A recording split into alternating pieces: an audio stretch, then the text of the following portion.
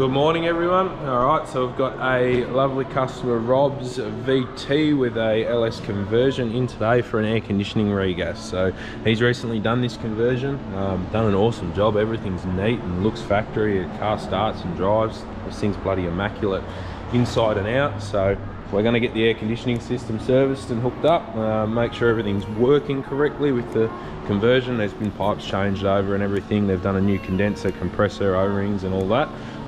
First thing we're going to do is we're going to vacuum down the system. So we've got our vacuum pump hooked up there. We're going to suck a vacuum into this system and go from there.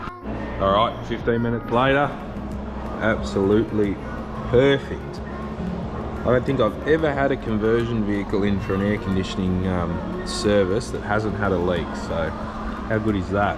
Anyway, we're going to get on to regassing now. So I'm going to check what this system's supposed to take because it's been converted, things have been changed. Obviously it's going to be a little bit off, so we will be gassing it to what's appropriate as far as our ambient temperature compared to our pressures, relative pressures. So what we're going to do next, we're going to take this line off, we're going to hook our line up to our bottle, set the scales up, get the car running and start gassing it.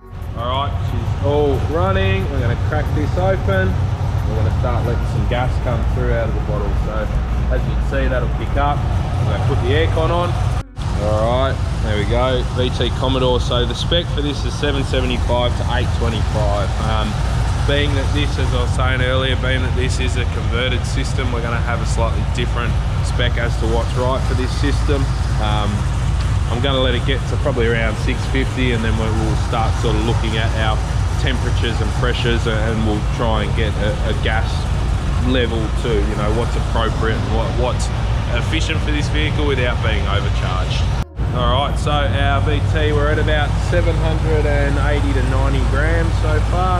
Our pressures are pretty good. It is a pretty warm day outside and our vent temperatures have come down to about 5 degrees roughly. So I feel like there's a little bit more we could get out of it, but otherwise it's pretty good. All right, last bit of our AC service, we're going to inject some dye into the system. So we've got about 11 grams of UV dye there just to help with any future slow leaks. We've already injected oil, so we're going to get back in, start the car up and get some dye put in this system. All right, so we're back from a quick test drive in the VT after the AC service is done. So we end up at about 820 grams roughly. All our pressures are good, our temperatures are about as good as we're going to get. So it's 26 or 7 degrees outside, 28 degrees, something like that. And we're down at about sort of 4 or 5 degrees. So it is nice and cool. It would be nice to get it maybe 1 or 2 degrees lower, but there's not much we can do about that. It's an older aircon system.